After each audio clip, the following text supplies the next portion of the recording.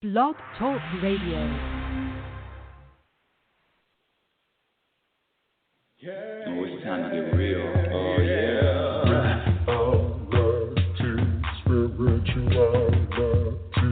It's a new experience.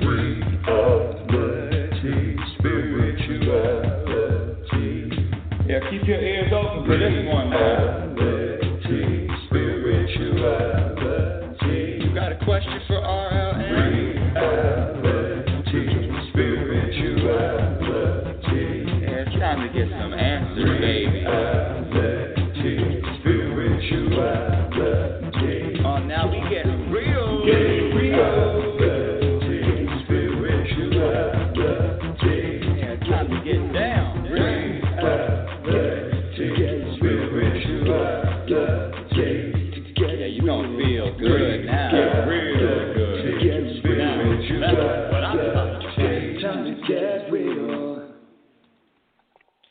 Welcome, everyone. Welcome to Reality Spirituality Radio. I'm your host, Global Happiness Specialist, Rebecca L. Norrington. That's right.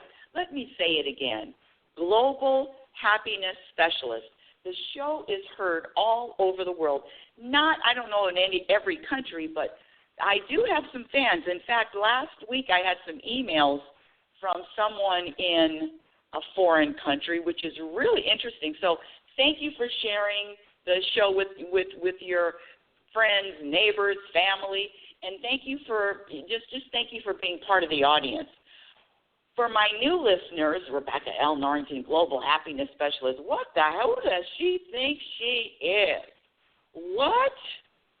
Well, let me tell you something. This happiness thing, I take this happiness very seriously. And when I say happiness, I'm talking about traveling, journeying on this life with a foundation that's rooted in peace, contentment, balance, happiness, acceptance, trust,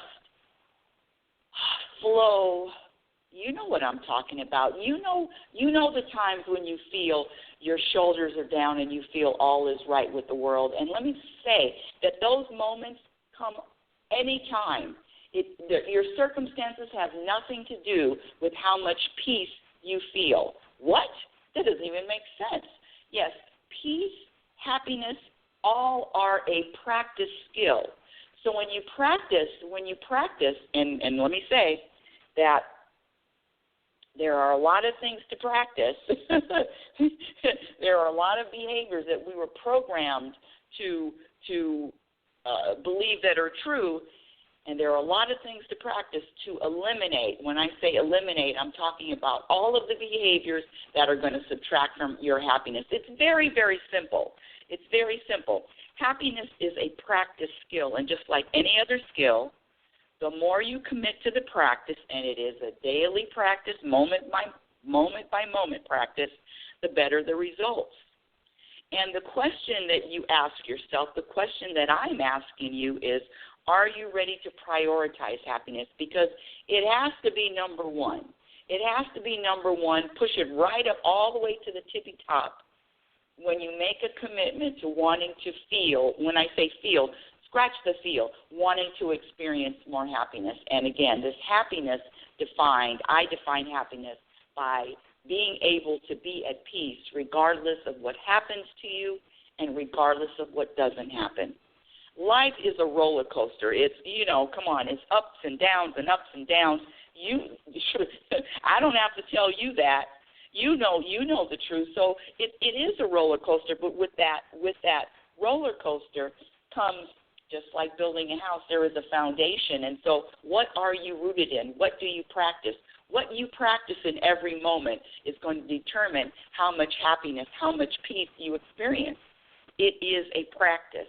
Happiness is a practice. And the first part of the practice just starts by gradually eliminating all the behaviors, and I mean all of the behaviors that have been proven to subtract from your happiness. Some of the behaviors that are proven, there's no reason to argue with me. There's no reason to disagree, even though I had a lot of kickback from last week's show. Oh, my goodness. a lot of kickback from words are not powerful. Yeah, that was last week's show. Words are not powerful. What? Because the majority of the people, not the majority, but a lot of people believe that words are powerful. And I'm here to tell you that, yes, we were all taught that words are powerful. We were all programmed to believe that words are powerful. But when you allow words to make you feel a certain way, somebody, and especially someone else is spewing these words, someone else is saying a word, and now you're feeling a certain way because of a word, I'm here to tell you, take your power back. You are responsible for your feelings. You are responsible for your emotions. No, this is, and I know it's easy, and we were programmed to blame someone else. But I'm here to say that blaming other people for how you feel is just an illusion. So another thing that subtracts from happiness, along with blaming other people for how you feel, is comparing yourself to someone else, worrying. Another thing is the inability to change your belief, the inability to change your perspective, or to even see another perspective. See, the unhappiness comes from looking at a situation with just one perspective. And how many of you out there were taught to practice a ton of perspectives? You can look at the same situation, same circumstance, and have numerous amounts of perspective. But no, we're not taught to change our perspective and to find a new perspective. The other thing that subtracts from happiness is a lack of acceptance of others. I already said believing words have power, having attachments, noticing, this is a big one, noticing what other people are doing. Getting in someone else's business always subtracts from your happiness. Unless you're in their business and you're admiring what they're doing and you're saying, "Wow, that's a great skill. I'd like to practice that." It's like following Michael Jordan and asking him for some pointers. So unless you're asking other people for pointers, but if you're looking at, now I'm getting way off on a tangent, if you're looking at other people and you're finding something wrong with them, that means you're in their business. Stop noticing what other people are doing. And I'm talking about you. You stop noticing what other people are doing, and you will be happier. You will experience more peace in your own life. The second part of the practice is cultivating behaviors that have been established to add to happiness. And what are those? Acceptance of others and self. Trust and believe that everything that happens for a reason. I'm going to say happens for a divine reason. Not a design reason, a divine reason. Don't take anything personally. Laugh out loud every day. Practice self-awareness. Humble your ego. Be yourself. Choose your focus. Choose your perspective. And how about practicing being okay with uncertainty? Being okay with uncertainty. Whoa, that's a big one. How can I be at ease? How can I be at peace? Not knowing, being okay with uncertainty. I mean, even just saying it, just saying uncertainty throws out a you know how you're walking on a tightrope, and uncertainty, yeah, you're a little wobbly. But the practice of being okay with not knowing and not trying to know, even living in the future, adds to your happiness. Because we all know that there's a lot of uncertainty going on right about now. Today's show, but before I get to today's show, I want to share that I am available for one-on-one personal retreats, family retreats. Just email me at rlnsignature@gmail.com, rlnsignature@gmail.com. And let's see, so contact me if you're interested in that. I know the website is not up yet, but who knows? It's coming. It'll be up one of these days. I definitely know that. So let me go back and just define my definition of happiness. Happiness is being able to be at peace, being able to vibrate, being able to have the energy of peace regardless of what happens and regardless of what doesn't happen. That's happiness. That's my definition. And one of the things, let me just share this study real quick, and I've shared it a lot on the show, and it was about a woman. Her name is, let's see, because you can look it up too. What is her name? Hold on a second. Where's my paper? She was a hospice nurse. Her name is Bronnie Ware, Bronnie Ware, W-A-R-E. And, yeah, Bronnie Ware. She's from Australia, and she was a hospice nurse when she started the study, when she conducted the study. And when I say hospice nurse, of course, all of her patients knew they were dying, whether they were dying in a week, 2 weeks, a month, 2 months, 6 months. They were in hospice, and they were on their way out. And she asked her patients, what are their biggest regrets in their lives? If you can imagine, you're on your deathbed, it's going to be pretty easy to come up with your regrets. It's going to be pretty easy to come up with what you wish you could have changed. And one of the reoccurring, there were five, if you want to know the 5 most common regrets of the dying, you just Google Bronnie Ware, B-R-O-N-N-I-E Ware, W-A-R-E, and you can find the other ones. But one of the regrets is, I wish I had let myself be happier. When I say happiness specialist, when I say that, I really feel that that's what I was put on this planet to do, meaning how to maintain happiness regardless of what happens. And it's been a search of mine that has been decades in the making. And still, there's always something to do. Let me just let you know that there's always something to do with this practice. You're never finished practicing. There's always something to practice. There's always some kind of life. There's always some kind of curveball that life throws you. Today's topic is how to win the 7th game in the World Series of life. I was having a conversation with my best friend, and I'm gonna say that this wasn't all my idea, because this was part of his contribution, and it was a very interesting contribution. I was looking back in 2018, and if you follow the show, you know my mother died in October 2018. And 2 weeks out after her death, guess what?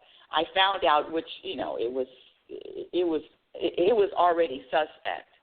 But I found out that she left the family home to her handyman. That's right. She left the family home to her handyman. Now, if you can imagine, especially being a happiness specialist and everything I practice, this was a very challenging time for me. And all of the things that I practice, and let me just list, the practice of trusting, knowing that everything's happening for a reason, knowing that whatever life throws me, eventually I'm not even going to say eventually, but there is a purpose to it. It is serving me in some way, even if it's uncomfortable, even if it doesn't feel good, even if I'm brooding and I'm oh God, how could this happen? All of the things you think about when life throws you a curveball, and everybody gets a curveball. Everybody gets curveballs. Some people get curveballs all day long. Sometimes I get curveballs all day long. So what do you do? What do you do when you get thrown a curveball? You go immediately to your practice. That's why it's very important to practice. It's just like when I say winning the World Series, the 7th game, you listen, you know that I'm a sports fan, less of a sports fan these days. However, there is, I want to talk about the World Series, baseball World Series. No, not the Super Bowl, not the NBA championship, the baseball World Series, the 7th game. Was there a 7th game this year? I don't know, but I think there was a 7th game last year. But this is for the World Series, and you're playing in the 7th game. Now, one of the things that I have to share is, and don't tell anybody, I'm really not a baseball fan, but I love to watch the playoffs. I like the playoffs. I like the championship games. I really enjoy that because that is when you are front and center. That is when the great have to be great in the greatest, in the most challenging situations. The 7th game of the World Series, do you know you have to pull all of what you've practiced in, from your mental practice, from your physical practice. You're not going to, I know I'm going to be stating the obvious, but you're not going to be learning how to hit a baseball. All of your skills come into play in that 7th game. All of your skills. And with baseball, because I'm not a fan, there are, but I do know that your best pitcher, let's see, I think on the Dodgers, is it Kershaw? I'm not familiar, but I know that baseball teams have their best pitcher, a closer they call him, a pitcher that you put him on the mound. There's a high percentage that you're going to win that game because the pitcher is so good, and the batters aren't going to be able to hit off of him. That's called your star pitcher. It's star pitcher. Anyway, the best pitcher. Now, when baseball is a game of strategy, just like life, it is a game of strategy, and with that strategy, the manager of a baseball team, when you're in the World Series, and I don't know a lot about baseball, but I do know the basics. I know that the managers, it's a chess game. It's a chess game that the managers pit the pitchers against the batters, and it's a continual chess game until you get to the end, until somebody wins the series. And when I say a chess game, it's the same thing with this life. Listen, going back to the mother gifting the house to the handyman, during that time, let's just say that was a game 1 or that was game 2. It wasn't game 7.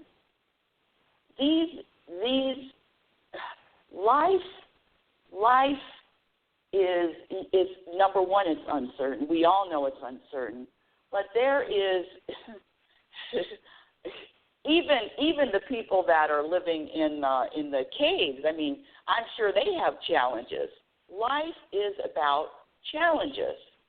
And so when you have a strategy to life, when you have a strategy to get to the 7th game and win the 7th game, it all comes from what you're practicing, and it comes from what you are, the best pitcher against, a left-handed pitcher against a left-handed batter, a right-handed pitcher against a left-handed batter. In other words, there's so many strategies in all of the games, the 7th games if you're going to the World Series, to get to the 7th game. You've got to strategize before you even get there. And when I say a chess game, I mean it just like it is a strategy for your everyday life. How to remain peaceful, how to practice peace, how to pull up what you need in the moment. So here we go. What I needed in the moment in 2018 was, number one, is to let go of expectations. Let go of expectations. Number two, let go of trying to control something that was out of my control. Number three, practicing being okay with uncertainty.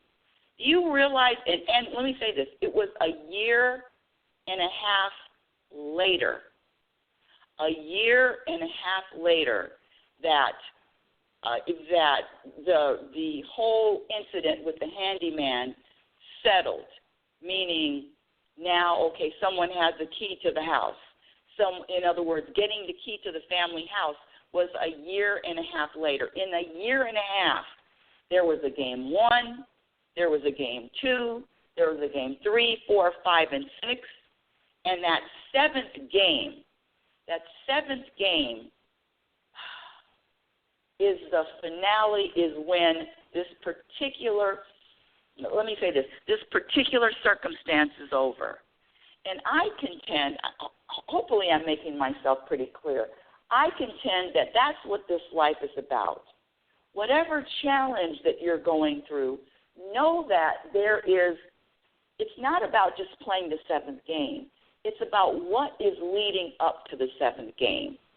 The game 1, game 2, game 3. What are you doing in game 4? Because sometimes you're going to win, and when I say win, these are air quotes, win and lose. Because it's really, there are no wins and losses. We are all winning. That is a perspective. Now, some of you are saying, well, it doesn't feel like I'm winning. It feels like this feels like crap. But when you change your perspective and you look at whatever challenge you're having and know, let me say this. This is how I look at it. This is a setup. That universe set me up with the information that, okay, your mother gifted the house to the handyman. Set me up with all of that. Set me up with that situation. Set me up with a year and a half. Set me up to wait. Set me up to question. Set me up to doubt the trust. Set me up to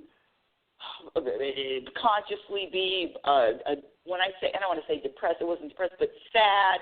You know, now mother's dead, grieving that. Now I gotta fight with the handyman. And the story is, I didn't even have a chance to mourn. I mean, there's so many stories, but what came out of it? What came out of that year and a half? What came out of it is the seventh game. What came out of it is the practice of letting go of all attachments, detaching, letting go of all expectations, and also trusting and allowing, trusting and surrendering to the universe's will, God's will. I'm not gonna get my way anyway. I mean, when I say my way, I'm talking about what my ego wants. I'm always going to get what the universe wants from me, but what my ego wants, I have a list, which also brings me to something else, preferences. Practicing letting go of all preferences. That's a tough one, because now letting go of what team I want to win, letting go of what president I want to win, letting go of all of this.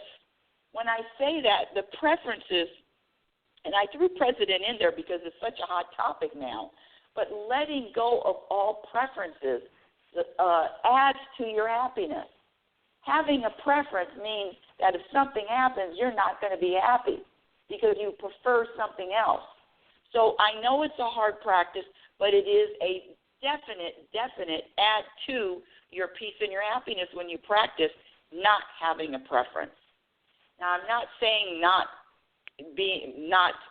acting on anything you're inspired to act. I'm not saying that, but I'm saying this staunch, rooted in I prefer 80-degree weather. That's what I'm talking about letting go of. So this life experience is just like a seventh game in baseball. It's the same. So the managers, when I say putting up pitchers and it's a chess game, think of this life as a chess game. A chess game that you get a curveball here, you get a curveball there, you get a surprise move here, a surprise move there. But I guarantee you that the seventh game is going to be checkmate when you practice eliminating the behaviors that subtract from your happiness, and you add the behaviors that are proven to add to your happiness. I don't know if that was too many adding and subtracting, but anywho. The practice is, the practice is also blind faith, blind trust. There's a knowing, there's a settling, knowing that you are supported, knowing that the universe is supporting you in all moments, even though it may not feel like it. Because that may not feel like it. So if we're playing a World Series game, it's the seventh game, you may lose game 3, you may lose game 6. In fact, if you get to a seventh game, that means you've lost 3 games. They've lost 3 games, and you've lost 3 games. It's 3-3. So when I say losing a game, just know that that's what happens. There's no such thing as, even as much as I practice, there's no such thing as a smooth, easy ride. But what you practice gives you the ability to ride through it, ride the waves, be in the middle of the storm with your shoulders down, with being able to breathe deep breaths, being able to trust, blindly trust, being able to be okay with uncertainty. This life is a strategy. How to get to the 7th game, how to win the 7th game. And I contend it's always a win. But to get there. So now the universe gives you a curveball. Now you're turning right. You thought you were going to turn left. Now you're going up a windy hill, and you thought it was going to be a flat land. That's what I'm saying. Getting to the 7th game. We're not going to know the outcome, but what we do know, and I know everyone that's listening knows this too, if you look back, or when you look back at things in your life that, damn, if I was designing this, I would have skipped this chapter. I would have skipped this part. If I was designing it, this would have been skipped for sure. Why would I add that? Why would I add the handyman gets the house, a year and a half of legal issues, hundreds of thousands of dollars in legal fees? Why would I add that? Why would I add that? But guess what? That's the only way. That was the only way that the universe thought that I would get to this point right now of letting go, surrendering, no attachments. And I have another story. I don't know if I've shared this story before, but moving from California to Oregon has changed me in so many different ways. And I remember leaving California, and people ask me a lot, why are you in Oregon? Why did you move? Well, right now it's very obvious why I moved to California. However, the answer is because I outgrew California. When I say outgrew California, there is a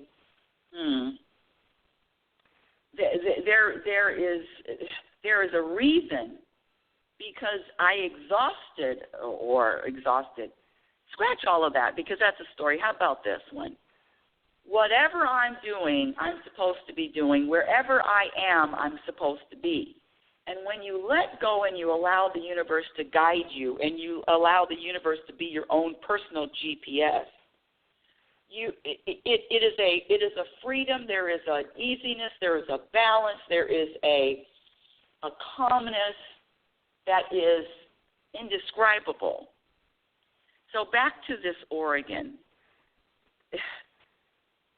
The only way, now I know I'm making a bold statement, but one of the things that I do not do in Oregon is I don't wear makeup anymore. I mean, I may wear lipstick, but if you have to wear a mask, well, if you're inside, it doesn't even matter. But just not wearing makeup. And I'm saying that because when I was in California, I was not going to be caught dead unless it was the early 6 o'clock a.m. class that I taught. I'm not going to be caught dead without makeup, because it was a very deep program. And when I say makeup, I'm talking about eyeliner and mascara and a little glow around the eyes. I'm not talking about full foundation and all that.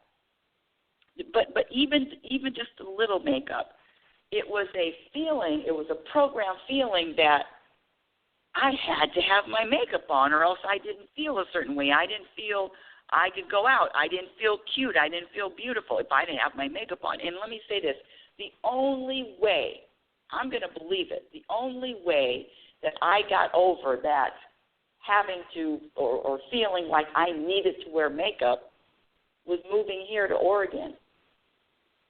That was a whole setup, the whole story about how I feel. Can you imagine that vibration of not feeling as beautiful or as cute because I don't have any makeup on? See, that is a deep-rooted programming.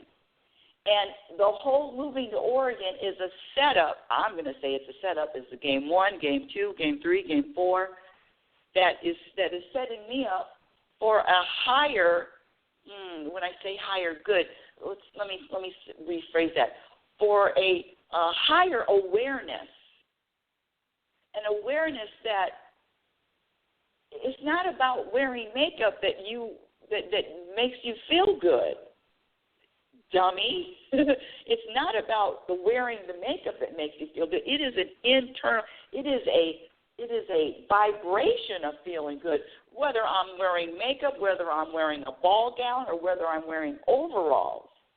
It is a state of mind that I did not get, could not get in all those decades I was in California.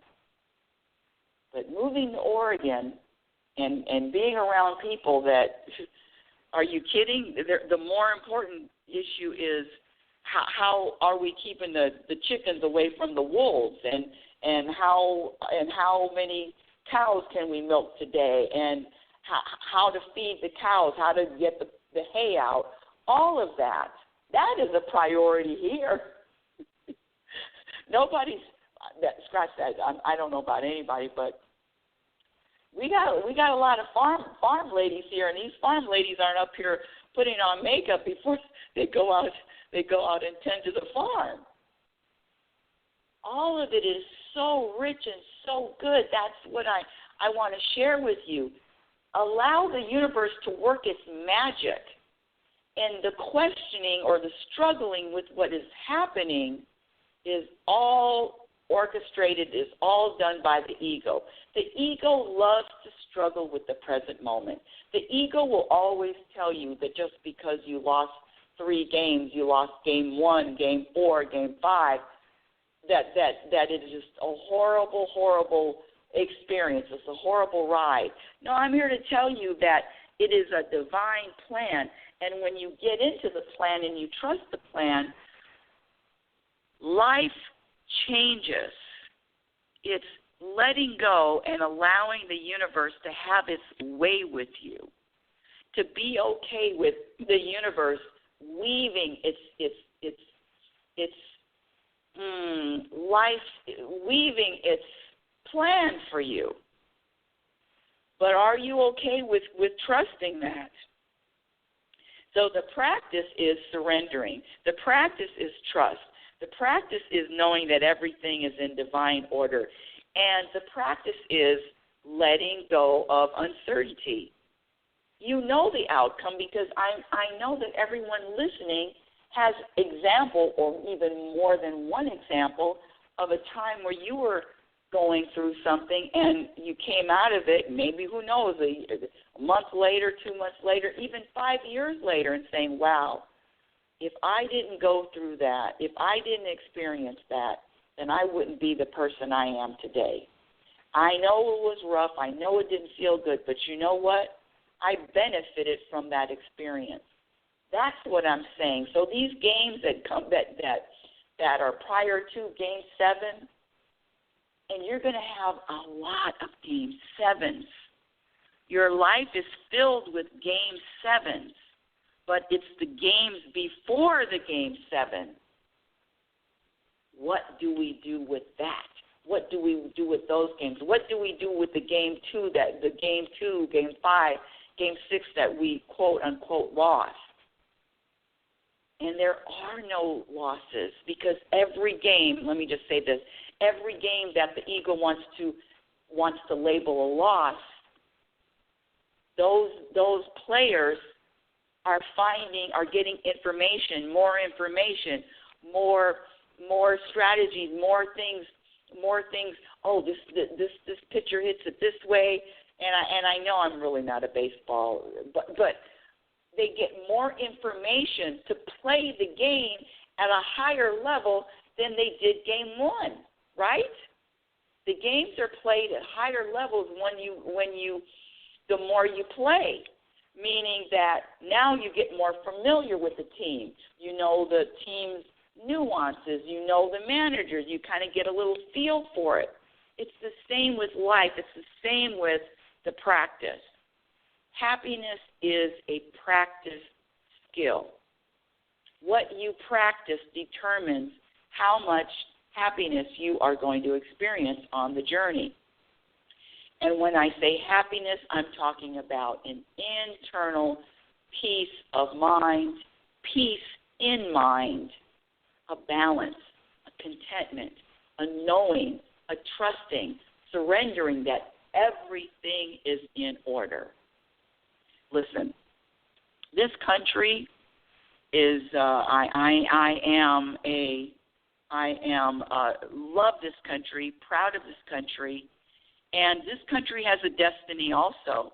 This country has a destiny. And so letting go of thinking I know, letting go of my number one perspective, my only perspective, letting go of thinking I know what's best. I definitely know that the universe knows what's best. Do I believe that? Do I trust that? Yes, it is a practice. I have a few people in the queue. Hold on a second. Let me go to this caller. Yeah, if you want to speak with me, the number to call in is area code 646-564-9619, and just press the number 1 if you have a question. Hold on a second. Let me go to this caller here. Area code 229. What is your first name, and welcome to Reality Spirituality? Hi, yes, ma'am. My name is Melvin, calling from Georgia. Hold on a second. I didn't hear that. Your name is what? Melvin. Hi, Melvin. Welcome to Reality Spirituality. Hi, I can hear you now. Okay. Yes, ma'am. I was What's just calling your to question? see, are you doing general?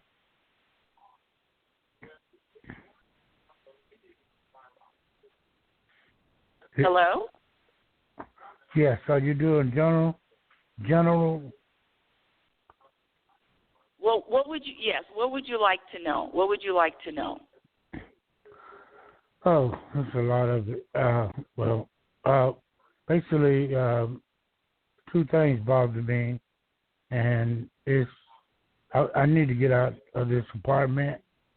I don't like it. I don't like the environment, and I feel like, I've been calling police on the neighbors and other neighbors, and it's like they're ganging up on me. And I told the landlord, and she's like just talking to the wall. And to me, I just feel like she's in it too. Like she wants me to just pack up and move, because she's saying that there's nothing she can do. I'm like, the police officers that came by said I had to report it to her. So I don't know. So basically, I just want to. Do you see me packing up and getting out of here after the holiday? Well, let me say this, because if you've listened to the show and the people that call in, what I do, one of the things that I really feel strongly about is giving people the tools to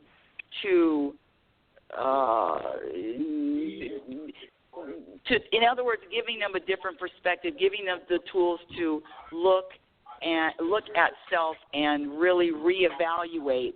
Because all of the things that you just said, I know that there's one perspective. So I have a few questions for you. Are you ready to kind of first of all, put your seatbelt on, okay? You know I'm going okay. to put your seat. Yeah, put it on. You know me. Put it on. So, how long have you been in the apartment? Since 2014. Okay, so you've been there for a while. It's about, 5 years, 6 years? Yes, ma'am. I had Go ahead. I'm sorry. No, go ahead. I have no good luck here. I feel like this apartment is possessed.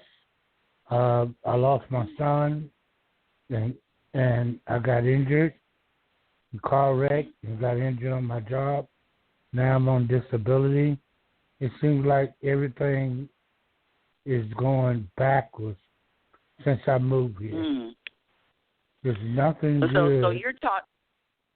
Okay, so you're talking 6 years. You said, I heard exactly what you said. Everything has been bad. You feel like the apartment is possessed. Bad luck. And what I'm gonna say, and you have your seatbelt on. What I'm gonna say is that,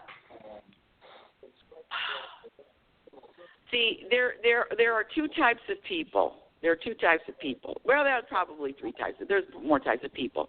But there's people that focus on what's wrong, and there's people that focus on what's right. Now, if I'm saying this with all the love that I have, but I'm very direct, and I don't, like I said, seatbelt. Yeah, and so for me is, if something was really, because I listened to everything you said, and you really said you was possessed, and it's not a good place to be. And my question to you is, get the hell out of there. Why are you still there? Because let me say this: there is a benefit that people get focusing on what's wrong and complaining. There is a benefit that people get pointing the finger, and I'm not saying you, but I'm just in general, pointing the finger at someone else or something else. It's because of their fault. It's because of their fault. It's that fault. Now, I could see it, but you've been there for 6 years. And so what have you done, which is the question, what have you done to change your situation?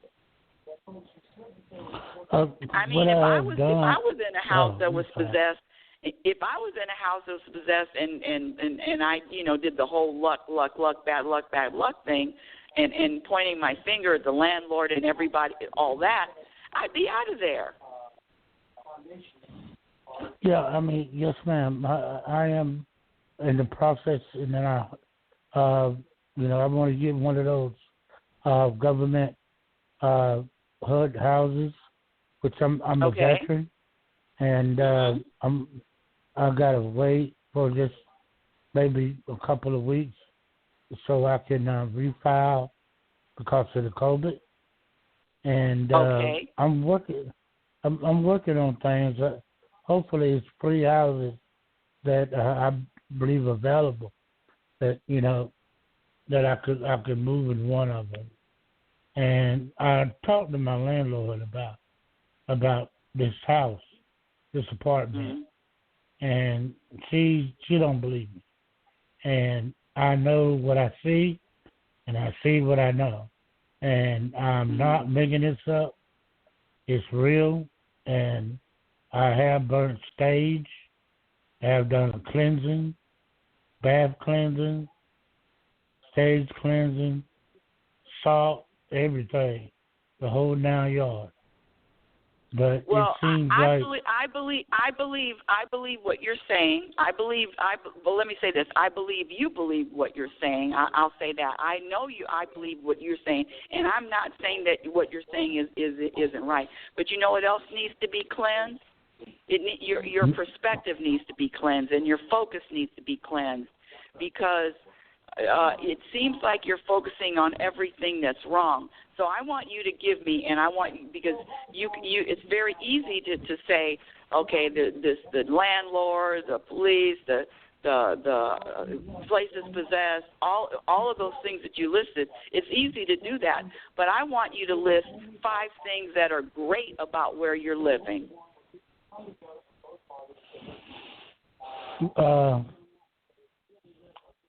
I just got a roof over my head. Okay, there you go. See, I just got chills. I just got chills, Melvin. I just got chills from you because now you're speaking the truth, and now you're focusing on something other than what's wrong. So, and quickly, I love that you came up with that, and you came up with that quickly. So, you know what that tells me?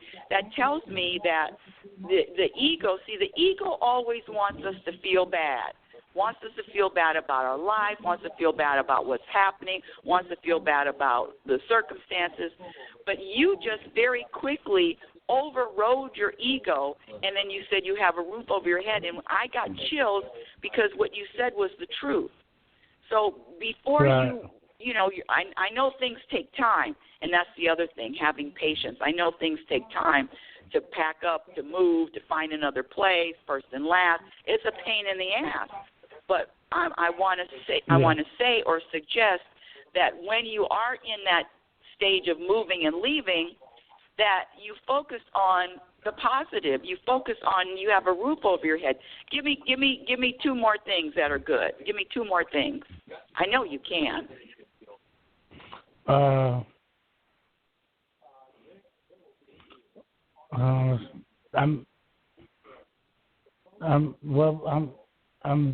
I'm blessed to have a place to stay, and there you go again. Another one, yes, that's right. Yeah, and I know something's good is going to come out. That's right. That's right. And see, this is the thing. That's right. And it's all about where you focus and who has control over what you focus on. See, you were, and I totally get it. You were, and I'm visualizing you in this hole. You know, they found Saddam Hussein in a hole, which is just really funny. You know, to me, I think it's funny.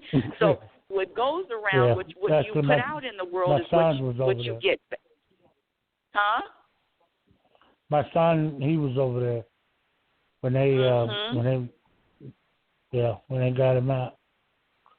Yeah, and so I mean that was so I'm visualizing you in this hole, in this dark hole, and all you can see and all you focus on is the hole and the darkness, and I'm in this hole, and I'm here to tell you that you can focus on something else. And not to say that, there's nothing, that you're not going through anything, but you can change your focus. You can shift your focus. And I'm going to give you, you can shift your focus while you are transitioning or moving or getting everything or packing or whatever you do. But know that this practice takes action of shifting your focus.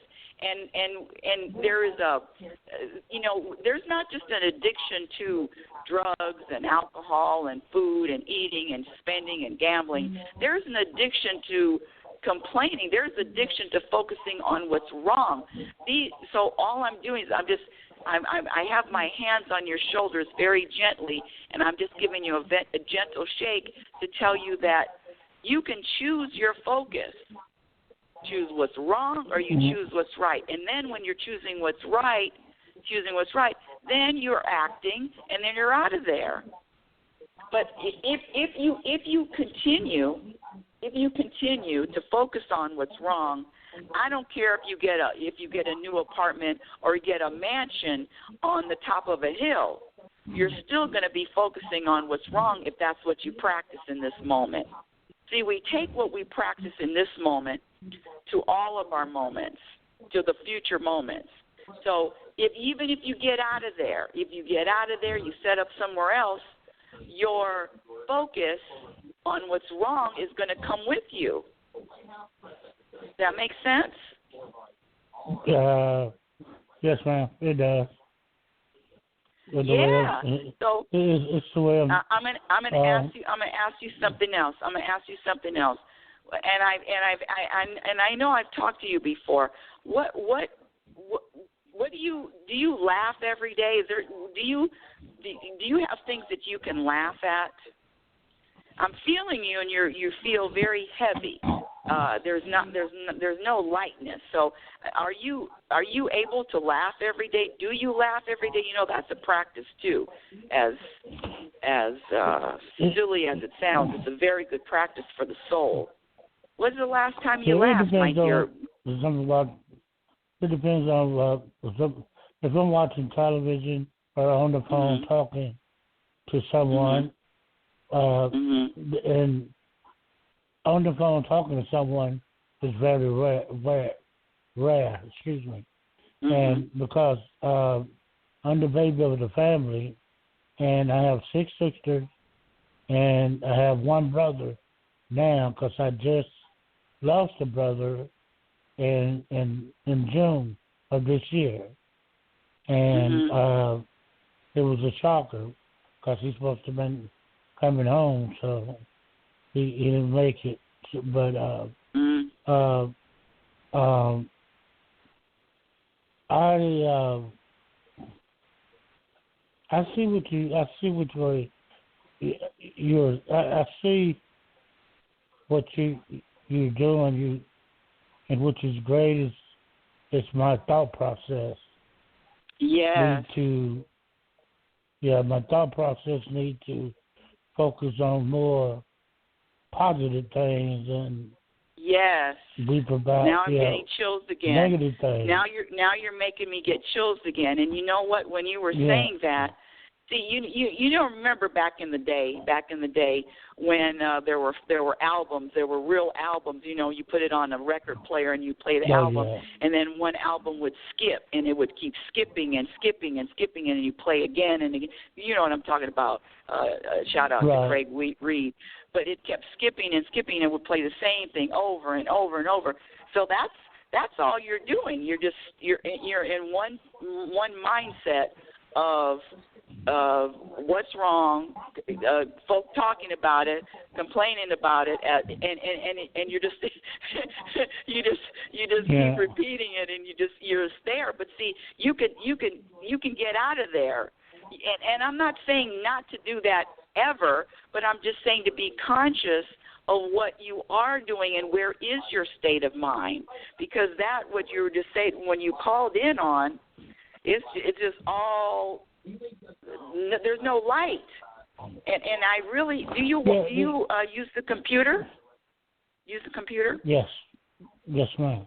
Okay, so I don't know what everybody's different with their humor. I don't know what your humor is about, but I would like you to go on YouTube and find some funny videos that you laugh at. One of the things that is really kind of funny is news bloopers.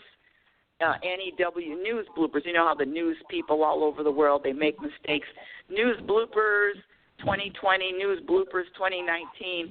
Those are really funny. They're funny. They're from all different news anchors around the country, around the world, and they're making mistakes on camera, and it's pretty funny. So find something every day. That's going to be your assignment. Every day, my dear, you have to laugh.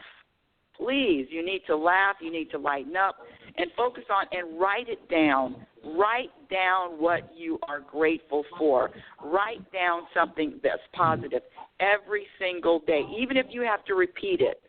Same thing. It doesn't matter. Just what you told me. You said I have a roof over my head. I have a place to stay. It's all within your power to shift. Because you can't control anybody or anything else, but you can control what you focus on and your assessment of what you focus on. Yeah, that's true. Yes, ma'am. And I my thing is like this as well. It's like you got a hurricane coming right behind a tornado. And you got, after the tornado, it's like you got a tornado. and then you got a mudslide. And then after mudslide, you got a fire. You got a fire that's popping up. And I have all this crazy shit coming. I'm sorry. No, I don't mind. Coming one by one by one. And when I feel like, okay, I see some positive, things are positive, and I feel gratitude. And next thing you know, basically what got me really tied up is my family, my sister, and my one brother. They don't want to have anything to do with me. They don't call. They don't come by. And when I do call and when I do go by, I feel like the big black ball in the middle of the floor. And they didn't used to be that way. I haven't heard from none of them since my brother passed away in June. And I have 5 kids. One of my sons got killed right when I moved here, when he got shot. And he passed away in 2015, right when I moved in this apartment. Now, and then I'm hearing doorknobs and twisting, and I even took video of it. I'm like, and I told my landlord, what in the hell let me stop you there, because what you're doing is you're still focusing on all everything that's wrong. I mean, I remember talking to you before, and it's the same complaint, and it's the same thing about other people and the sisters. So I really encourage you. To shift your focus. That's going to be on you. But again, people, when I say people are addicted to focusing on what's wrong. People are addicted to complaining. People are addicted to only sharing bad news. People are addicted to blaming other people for how they feel. Nobody can make me feel a certain way unless I feel like that already. So this is going to go back to you. I'm going to hit the ball back to you. Now, whatever you're going to do with it is on you, but there is a practice. Again, the being at peace is and focusing on what is good and focusing on what's serving you and trusting, and then asking for help. Asking for help. I say universe. Some people use the term God, higher power, source, energy, spirit. It doesn't matter what term you use, but ask the universe, how can I focus on what is going to serve me? How can I focus on being grateful? How do I, you said a couple things right off the bat. And you said a couple positive things, and then you went right back to what's wrong, and the sisters and the brothers. I mean, I remember you saying that to me months ago. I didn't mean it like, yes, ma'am, I didn't mean it like that. I was just letting you know what's been going on in my life. Right, but see, the focus is. So I'm going to throw it back at you, because you can change your focus and you can change your perspective. Nothing, your situation doesn't have to change. Your apartment doesn't have to change. Your job doesn't have to change. But you can change your perspective and look at the same things that you've been looking at in a different way, with different eyes. And it's totally up to you. I mean, it's really about doing the work. And see, when I ask people, do they want to be happier? Do they want to experience more happiness? Guess what? Everybody raises their hand. Everybody raises their hand. Who doesn't want to experience more happiness? Everyone raises. And then guess what? I give them the tool. I give them a present. I give them a package, and in that package I say, in this package is the solution to all of your problems. In this package, it is answers to all of your prayers. In this package is going to be the biggest gift that you're ever gonna get. You know what's in the package, Melvin? You know what's in the package? Yeah. What? Complaining. No, it's not a complaint. What's in the package is a mirror. See, it's a mirror. When I say everybody, and I'm gonna let you go, but call me anytime. Call me anytime, and I really appreciate you sharing with everybody. But see, what Melvin was talking about is so common. When I say you have the answers, you know, it's easy to blame. It's easy to blame other things, what's going on. But the truth is, you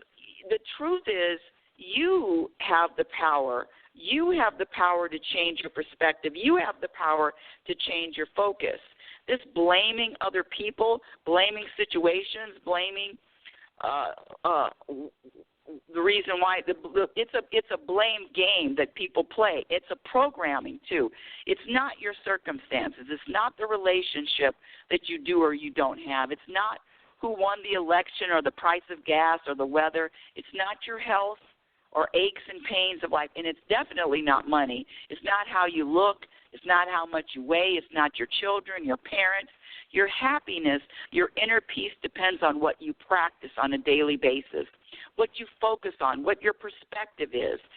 Perspective is a choice.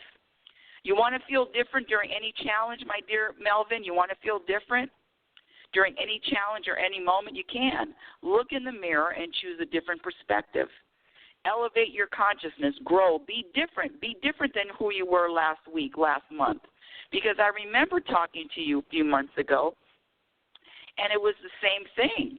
It was the same thing as far as the energy and the complaints about others. And I'm here to tell you that you have no one else to blame for how you're feeling or your focus but yourself. I told you to put a seatbelt on, and I'm saying that with love. I'm saying that with as much love as I can, and I'm, giving you a virtual hug. But your growth and your perspective will dictate how much peace and happiness you're going to feel. The peace and happiness, when I say happiness is a practice skill, it is a practice. And so what are you practicing? What are you practicing? Only you can answer that. And I'm here to tell you that when I say give people a mirror, they drop the mirror and they go running the other way. It's not easy looking in the mirror for solutions. It's not easy looking in the mirror and say, well, what do I need to do? But let me say this one more thing before I close the show. When I have any kind of challenge, I practice this stuff all the time. Come on. But when I have any kind of challenge and I'm feeling, you said first there's a hurricane, then there's a tornado, then there's a mudslide, then you said there's a fire. So you're bringing about all of the things that are quote unquote wrong in your life. When that same thing happens to me, and trust me, I go through the same shit. I go through the same challenges everybody else. And when I get there, you know what the first thing I do is say, hey, I ask the universe how. Universe, how do I navigate through this? Universe, how do I find peace in the middle of the storm? Hey, universe, how do I relax? How do I practice trust more? Hey, universe, how do I let go of future thoughts? You always can ask the universe a how question, and guess what? You're going to get an answer. When you throw out a how do I, now I don't know when you're going to get the answer, but you always are getting the answer. You always get answered whatever you ask. Ask and you will get an answer. So trust me, I'm not up here trying to practice dragging this big suitcase on my back by myself. Hey, universe, help me out with this. That's really simple. And it is a practice. It is a daily practice. Happiness is a practice skill. And so the foundation, what are you rooted in? Are you rooted in trusting? Are you rooted in letting go? Are you rooted in knowing that everything that's happening is for a reason? Are you rooted in knowing that the universe is here to serve you, and everything that happens, it has the opportunity for you to even grow more? I share this analogy a lot on the show. It's one of my favorites. I remember when the World Trade Centers were up in New York, and I remember going all the way up to the top of the World Trades, and there were two of them. There was one that had the antennas, and the other one didn't. So I remembered going all the way up to the top and looking down from the top of the World Trade Center. I think it was 1999. Anyway, I remember looking down, and I remember seeing the Brooklyn Bridge. I could look down from the World Trade Center and look down at a bridge. I could see small planes flying. The view, the perspective, it was massive. Now, when I went all the way down to the lobby, the view isn't the same. The perspective is very limited. So what I'm sharing with you is when you practice switching up, changing your perspective, altering it. I mean, a double take, a change of perspective. Things change. Nothing has to change in your life for your energy and your vibration to change, or your energy and your vibration to shift. Nothing has to change. Absolutely nothing. But the practice is, I say that a perspective. When I say perspective, we can have 360 different perspectives on one topic. I say 360 because that's a full circle.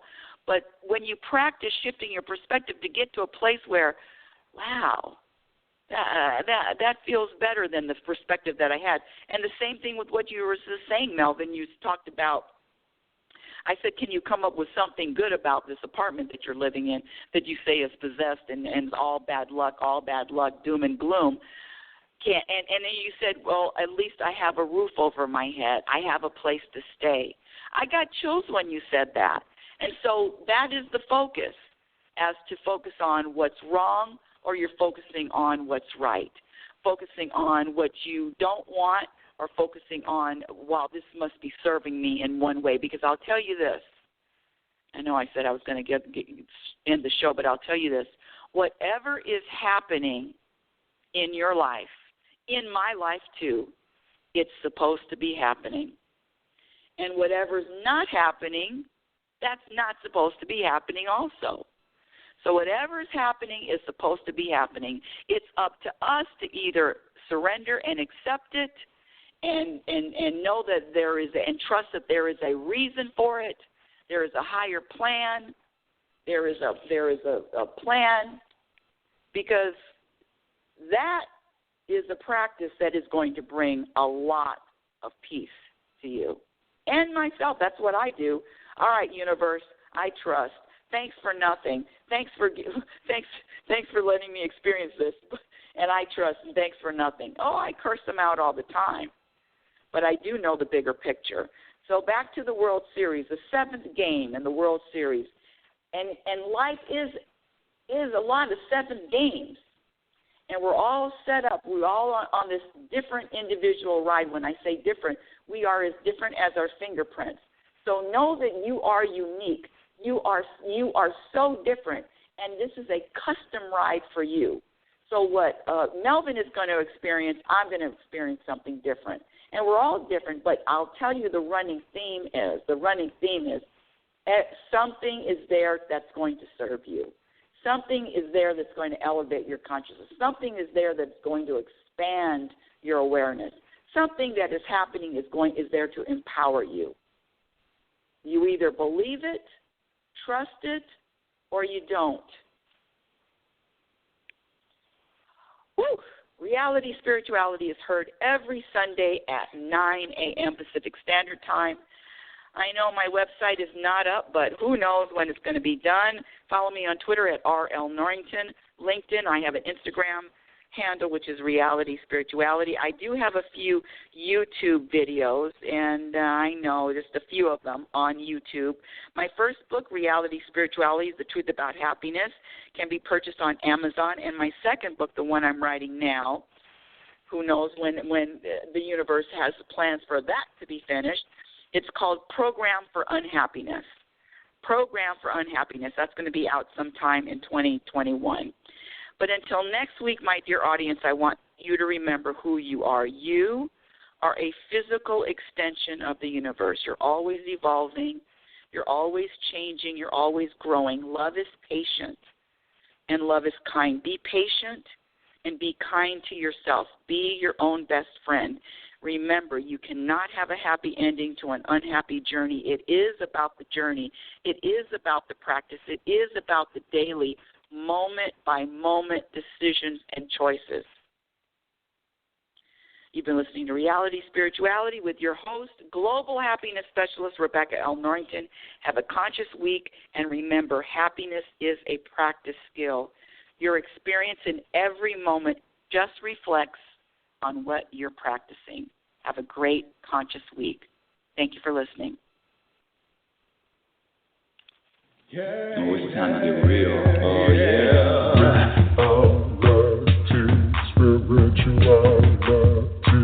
It's a new experience. Reality Spirituality. Yeah, keep your ears open for this one. Reality Spirituality. You got a question for RLN? Reality Spirituality. Yeah, it's time to get some answers, baby. Reality Spirituality. Oh, now we get real. Reality Spirituality. Yeah, it's time to get down. Reality Spirituality. Yeah, you gonna feel good now. Real good. Now, that's what I'm talking about. Time to get real.